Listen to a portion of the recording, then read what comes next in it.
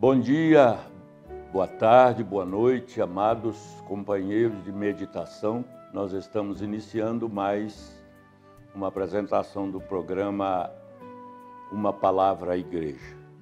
É o nosso segundo programa, nosso segundo encontro, e eu espero que Deus esteja conosco, e Ele está, o Espírito Santo esteja sobre nós e em nós, para que a nossa reunião em torno da palavra seja bem proveitosa, bem profícua, né?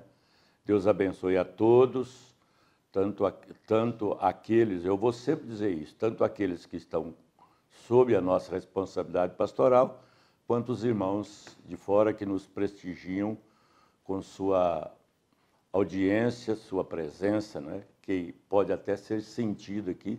Deus abençoe a todos. Amados, nós vamos então prosseguir e dar fechamento ao assunto sobre a redenção pelo sangue. Provavelmente esse programa ele vai ter uma duração menor. Mas antes eu quero fazer uma coisa, irmão. No programa passado, eu casei o irmão Paulo Henrique aqui, né? E eu quero me retratar. O Paulo Henrique não é casado, então eu quero tranquilizar as moças que já estavam desesperançadas, né? Vem cá, Paulo Henrique, vem cá. Pode vir com a máquina e tudo. Aqui nosso programa é bem descontraído. Paulo Henrique é esse doce de pessoa, de moço aqui, ó. Então, olha, moçaiada, o Paulo Henrique não casou ainda, hein? Tá aí, né, meu pai? Deus abençoe. Gosto muito dessa família, admirável mesmo, muito admirável. Tendo por patriarca um pai como você tem, irmão Paulo.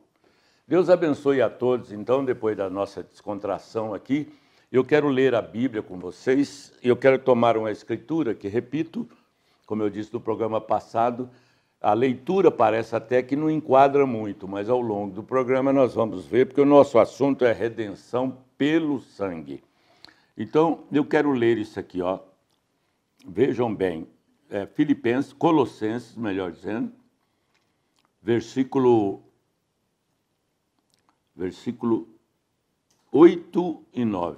Meus óculos já estão precisando ser trocados, né? Vejam bem, tendo cuidado para que ninguém vos faça presa sua por meio de filosofias e vãs sutilezas, segundo a tradição dos homens, segundo os rudimentos do mundo e não segundo Cristo. Porque nele habita corporalmente toda a plenitude da divindade. Ora, isso dá sentido de que Deus total habitou no corpo chamado Jesus. Mas também nós podemos extrair daqui a referência do nosso tema, porque este corpo que nele habitou corporalmente toda a plenitude da divindade foi para cumprir o propósito da redenção pela vida de Deus, pelo próprio sangue do Senhor Jesus Cristo. Eu não vou abrir a Bíblia todas as vezes que eu citar, mas eu cito com segurança. Em Atos capítulo 20, se não me falha a memória, né? Atos 20, 28 diz assim, falando aos pastores, a Bíblia diz assim, Paulo inspiradamente falou assim,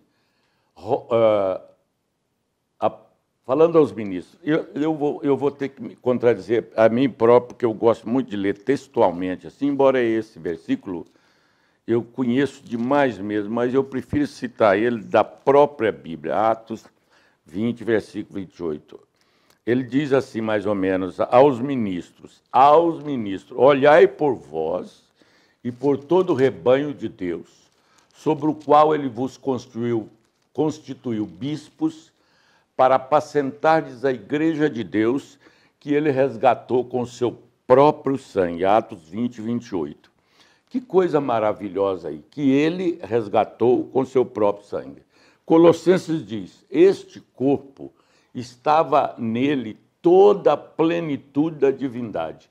E em Jesus finda-se o sacrifício do animal que tinha que jorrar sangue. Veja que coisa maravilhosa.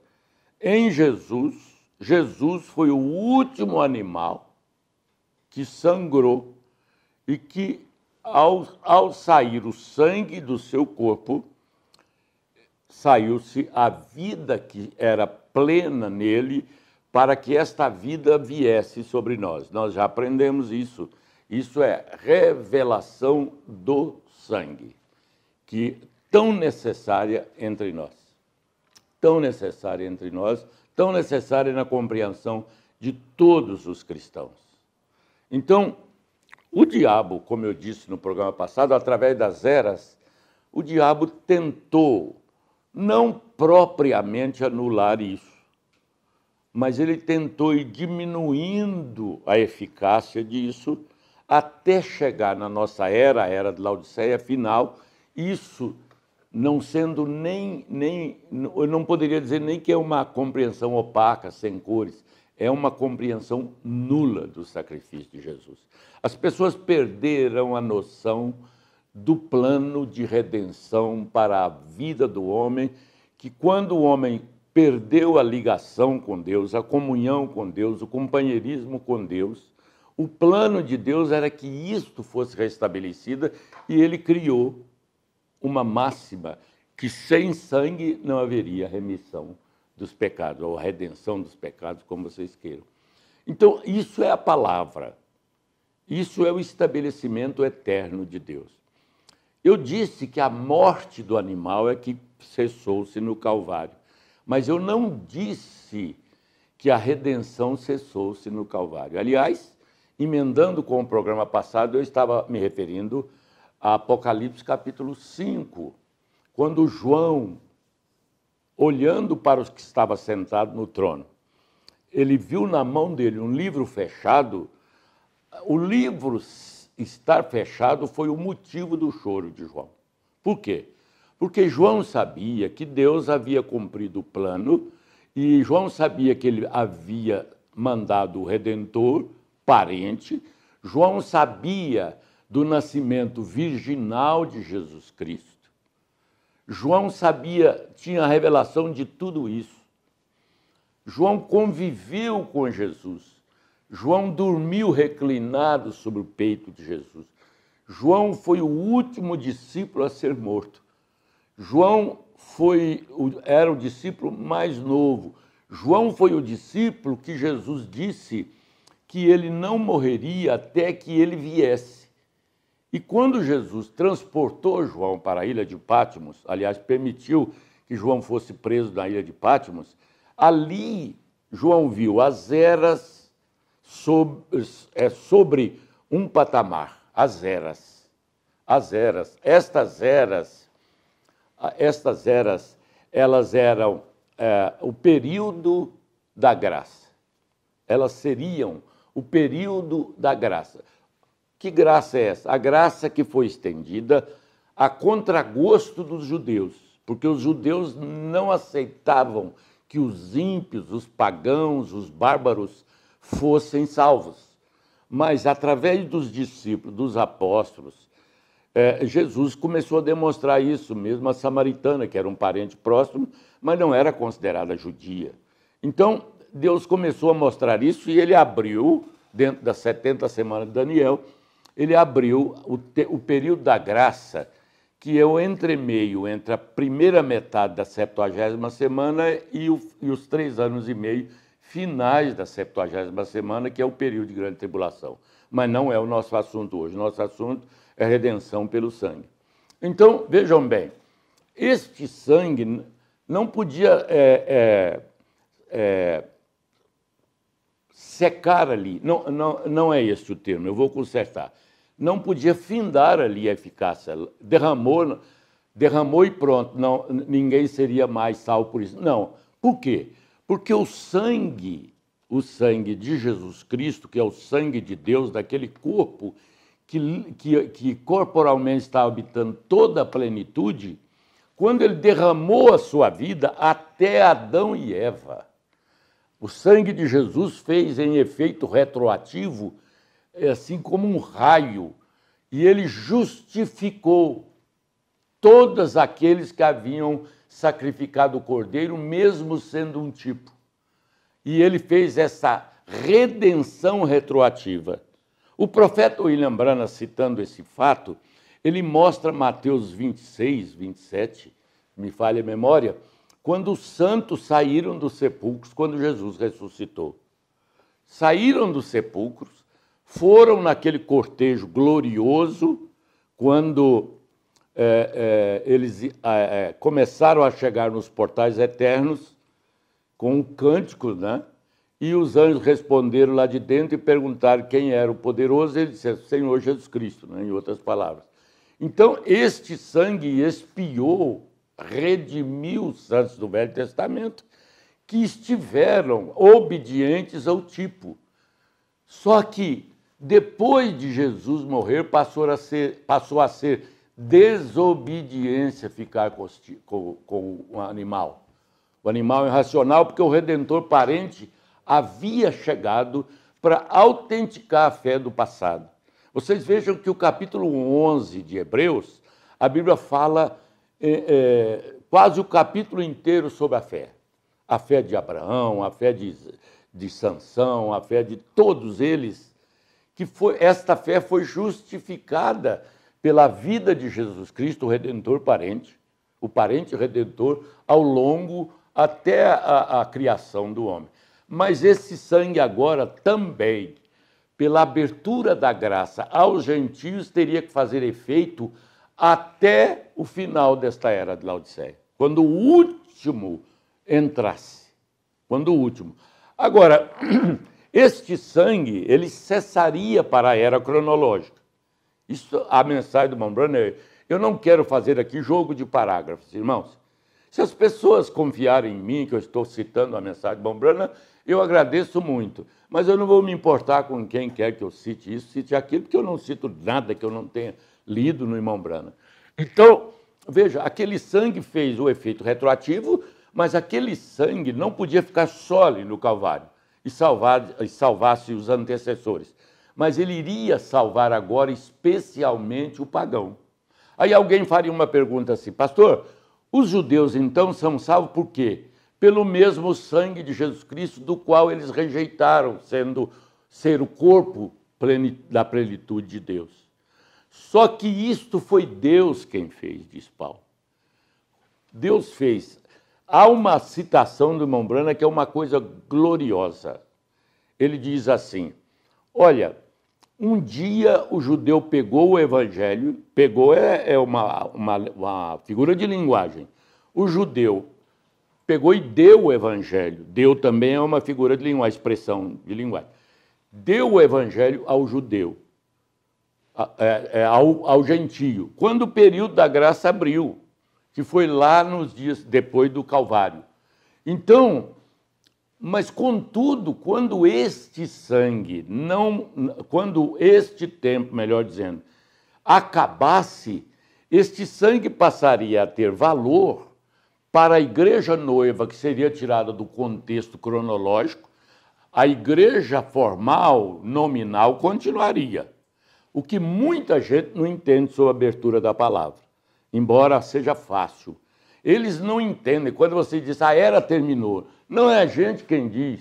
Foi o anjo que pôs o pé no mar e na terra que disse que o tempo não seria mais. O profeta toma isso, perdão, toma isso e diz, olha, o tempo da graça para o ímpio terminou. O tempo deles expirou. Agora, o sangue parou de ter efeito? Não, este sangue faz o mesmo efeito. Eles nos culparam de que nós não creríamos no sangue, muito pelo contrário. Nós cremos tanto no sangue que nós cremos que quando a noiva foi tirada do mundo comum, do tempo comum, que ele chamou ela para fora, porque ele foi expulso primeiro por Laodiceia, mas ele não ia, como noivo, ser expulso daquele contexto da era e deixar sua noiva lá à mercê do diabo e seus anjos e do ímpio. Ele disse, sai dela, povo meu, e tirou essa igreja para ela usufruir da revelação do sangue, que na sua mais alta expressão é a abertura dos 7 selos, e especialmente o 7º selo, que é a manifestação do ministério do Filho do Homem outra vez numa carne. um homem ungido, logo, quando aquele homem ungido fosse tirado de cena, seria um povo ungido. Por isso é que nós cremos em Lucas 17, versículo 26 até o 30, mais ou menos, nós cremos que ali Deus fez que ele aparecesse, trazendo outra vez a evidência do ministério do Filho do Homem. O que é Filho do Homem? Deus numa carne. Especialmente na carne do Redentor parente. Agora, o Mombrana não é um Redentor parente. Ele é um parente, mas não é Redentor. Mas ele é revelador da eficácia do sangue através da abertura dos selos, que é o plano de salvação, e o plano salvífico em plenitude agora, para poder fazer com que este corpo agora, que é o véu da plenitude de Deus na terra, seja a sua igreja, sua noiva. Ele é ela é ele. Então, veja bem que coisa gloriosa isso aí. Então, o que acontece? Veja bem, eu quero que vocês... Eu não li, mas deixa eu ver qual dessas duas mensagens aqui. Deixa eu ver aqui. Ah, sim, essa aqui. Veja que coisa. Um dia o sangue perderia a eficácia. Ou perderá a eficácia, é o tempo do verbo mais. Porque eu ainda estou dependendo do sangue. Porque eu ainda estou nesse corpo que não passou pela adoção final. A adoção final é a transformação do corpo. Agora, este corpo não será transformado se ele não estiver pleno de Deus. Se ele não estiver cheio de Deus. Se ele não for, de certa forma, o ministério do Filho do Homem em operação, que joga para Apocalipse capítulo 10, do versículo 8 em diante. Veja que conexão. Então, este sangue, um dia, ele não precisará mais da sua eficácia, esse sangue é eterno. Mas ele, vamos dizer assim, nós não precisamos mais da revelação do sangue, porque ela já se tornará nós mesmos, nós próprios. Porque o pecado estará, de uma vez por todas, exterminado. O profeta usa a figura do cloro para explicar isso. Ele diz, você pega uma lata de tinta e joga num balde de água, por exemplo. Não, você pega um balde de água cristalina, é isso que me ajuda aí, me dê um tempo, irmãos que estão conosco, para eu processar isso aqui. Ele diz assim, que se você jogar uma tinta num líquido, aquela tinta vai espalhar e vai contaminar aquilo a tinta escura, por exemplo. Se você jogar uma gota de cloro sobre aquilo, sabe o que vai fazer? O cloro vai exterminar aquilo, né, a ponto de as moléculas e os gases, os quais formaram aquela tinta, voltarão para a sua fonte de origem, para o ar, para as células, sei lá. É um termo muito científico, muito alto.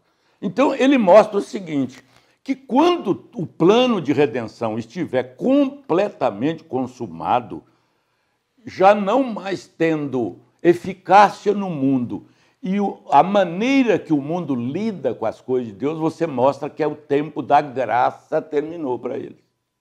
Eles não estão mais sob a graça. Jesus foi-lhes tirado até a própria fé. Não a fé-crença, mas a fé de Jesus. Porque existe a fé em Jesus, a Bíblia fala, nos Evangelhos. A fé em Jesus e a fé de Jesus na pessoa. Que é a única fé que Deus ouve. Deus não ouve nada nosso se Jesus não for usado. Você não alcança absolutamente nada de Deus se o nome de Jesus Cristo não for usado. Eu vejo pentecostais orando e dizendo assim, em nome do Pai, do Filho e do Espírito Santo. Ele não citou nome nenhum. O diabo deve dar risadas, porque o nome que o diabo teme é do parente redentor, que ele, quando nasceu, foi chamado Jesus, Deus o fez Senhor e depois ungiu o Cristo ungido. Pois bem, mas então esse tempo termina para eles, mas esse sangue acompanha a noiva. porque ela é o corpo de Cristo. E o corpo de Cristo tinha a plenitude de Deus, e a plenitude de Deus não é outra coisa senão a vida, o zoe. O zoe. Essa palavra grega significa vida infinita, eterna, divina. Com esses termos aí. Então veja que coisa maravilhosa. A abertura dos selos, ela completa a revelação do sangue. O plano que Deus teve desde antes da fundação do mundo, por isso ele matou o Cordeiro nos seus atributos de Salvador antes da fundação do mundo, para que quando chegasse o momento, as pessoas que recebessem esse plano redentor estivessem prontas para sair desse mundo, desse estado comum de religiosidade, porque Laodiceia morreu. Ela pensa que é religiosa, mas esse pensamento é uma desgraça. Ela pensa que está revestida de alguma coisa e ela está nua. Ela pensa que tem riquezas espirituais, mas ela é uma desgraçada e assim por diante. Por quê? Porque é justamente a revelação do sangue que não deixa a pessoa pensar uma coisa que ela não tem. Ela não é uma personificadora, um cristão personificando-se de cristão. Não existe isso.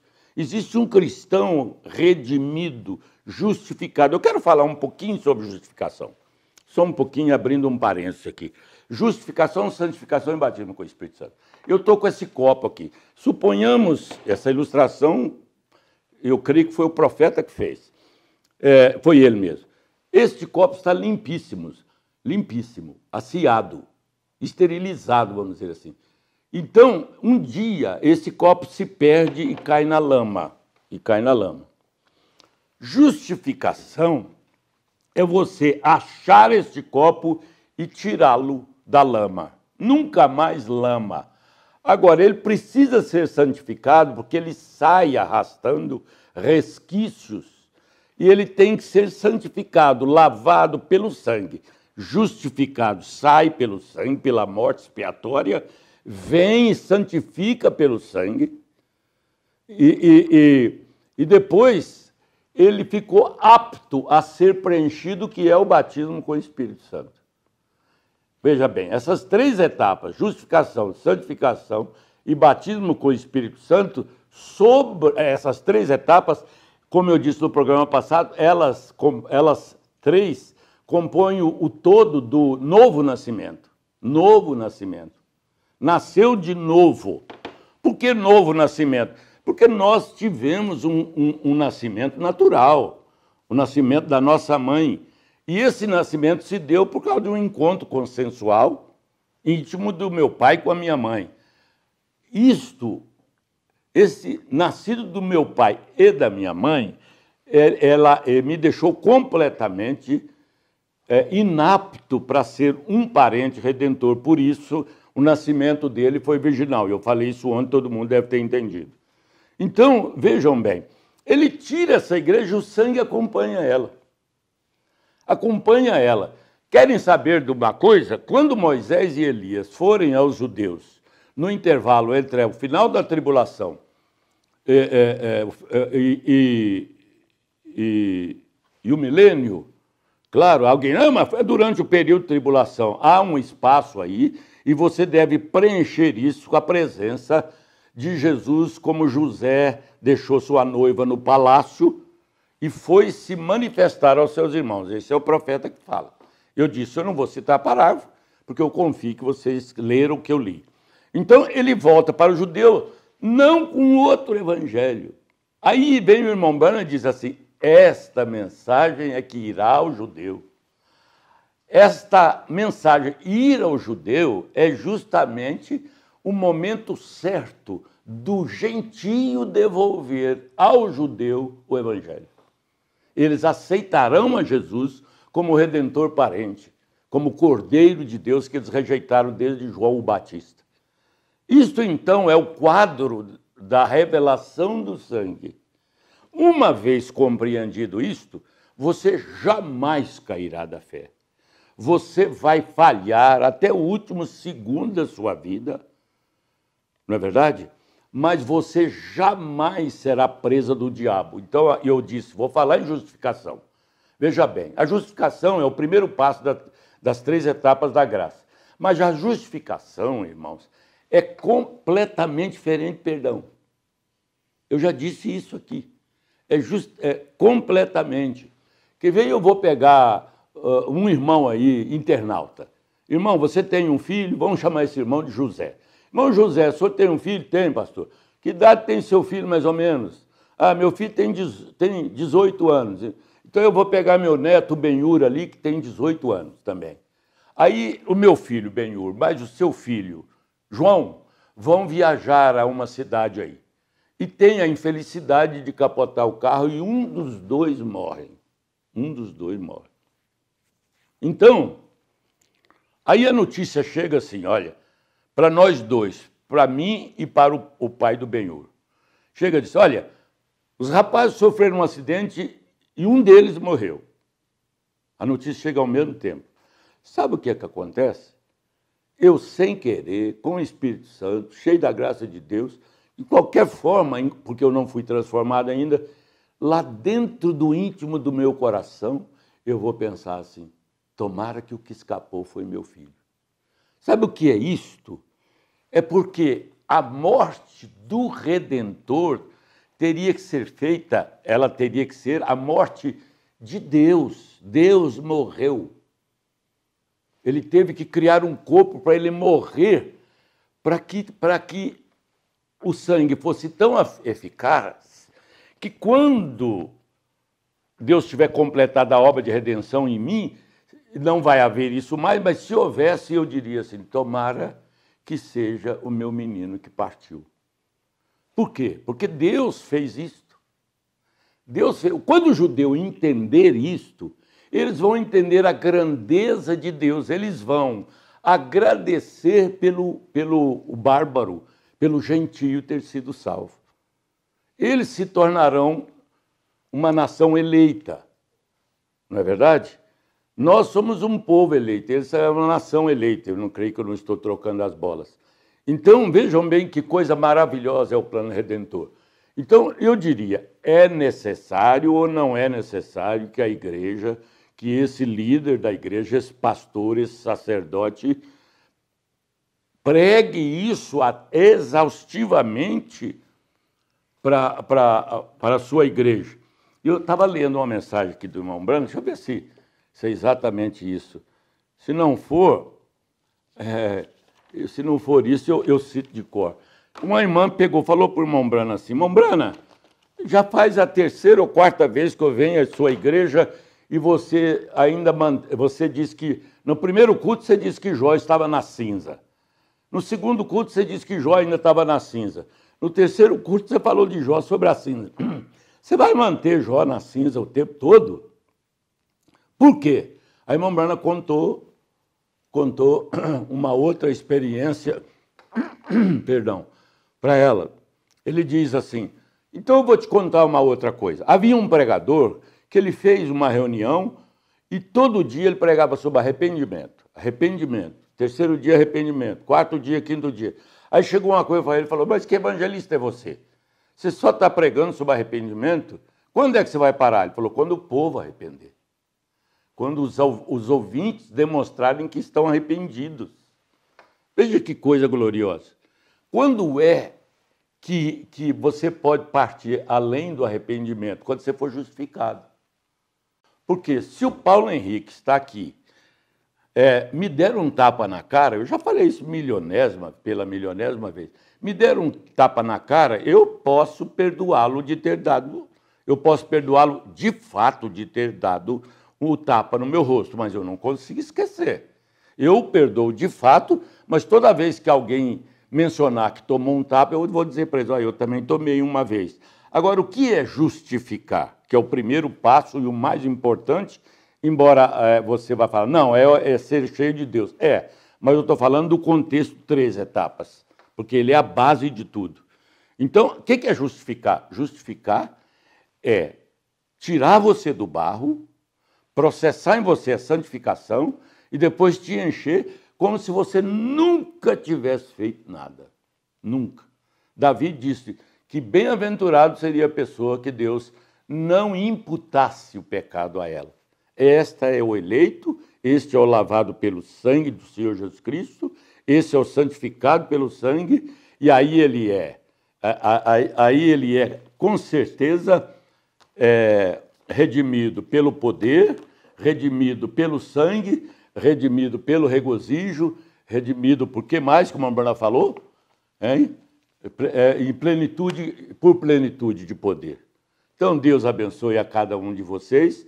Eu fecho esse assunto aqui, mas esses 2 programas que nós tivemos, deu bem para vocês verem que este programa vai ter este cunho de pastoreio, cunho de abrir para vocês, como as pessoas chamem do que elas quiserem, mas eu chamaria de fortificação e confirmação que a pessoa tem noção do que é ser cristão. Então, irmãos, depois de ouvir esta palavra gloriosa, nós vamos atender ao anseio do coração das pessoas sobre a oração por todos nós. Vamos curvar as cabeças e orar a Deus, agradecer a Deus por desde o encontro com o seu povo e exercermos aqui o direito que nós temos, que Jesus nos deu na cruz, para interceder pelas pessoas. Pai Celestial, em nome do Senhor Jesus Cristo, nós queremos colocar nas Tuas mãos, debaixo do sangue de Jesus Cristo, todas as pessoas que estão conosco, as nossas próprias vidas, os meninos aí, a equipe que propicia esta gravação, que nós possamos, ó Deus, ser sempre fiéis, com luz agora no entardecer, para ver o Teu agir, o momento que nós estamos vivendo. Meu Deus, abençoa a vida de cada pessoa que está me ouvindo. Eles têm cada um pedido e uma necessidade. Eu não conheço, o Senhor conhece. Abençoa, portanto, toca com a Tua mão maravilhosa. Abençoa-nos e muito obrigado a Deus, em nome de Jesus. Então, ouvintes, nós estamos terminando mais um programa e eu até quero dizer para vocês que nós, no final da mensagem, os meninos tiveram que cortar e eu esperei eles colocarem outra bateria para eu poder orar e aproveitando que a bateria está carregada, né, Pedro? Vamos dar uma panorâmica aqui, só para o pessoal entender que o nosso programa aqui vai ter essa imagem simples, assim, improvisada, quem sabe, né? E depois eu gostaria que viu, Pedro, que você mais o Paulo Henrique ali, o próprio Judá, ficasse ali e ele filma. Depois um de vocês vem cá e filma o irmão William. Só para eles verem que vocês estão conosco, sacrificando. Nós estamos gravando esse programa num dia de sábado, era dia deles estar preparando para o seu descanso, para seus passeios, seus direitos, e eles estão aqui sacrificando. Então aqui, esse é o nosso escritório, né? Nós estamos inclusive fazendo um estúdio, né, Pedro? Um estúdio que, olha, não é qualquer rádio aí que vai ter um igual, hein, Pedro? Não. Então nós estamos muito agradecidos. Assim que nós terminarmos o estúdio, nós vamos mudar o ambiente, porque, claro, então aqui é o nosso escritório, é o escritório pastoral, e os meninos são esses que estão nos ajudando. Pegou os meninos todos, né? Ô Pedro, filma o Wesley agora aqui, vem cá, fica aqui atrás, só para eles te conhecerem. E entre esses irmãos, pode ser umas irmãzinhas também, de 20 e poucos anos para baixo, não pode? Aqui esse é o William Amado, o Paulo Henrique. E o Judá já apareceu, né, Judá? Deus abençoe a cada um, que a graça de Deus esteja sobre as nossas vidas, em nome de Jesus. Amém. Amém. Então, irmãos, nós gostaríamos de agradecer a audiência aí, né? E fazermos um pedido para todos que nos acompanham, que é aquele pedido tradicional de quem tem programa no YouTube. Vocês, por favor, deem o seu gostei, seu like aí, né? E se inscreva também para que o YouTube possa postar os vídeos e comunicar a vocês que está fazendo essa postagem. é um benefício para nós e para vocês. Deus abençoe e agradeço já de coração em nome de Jesus.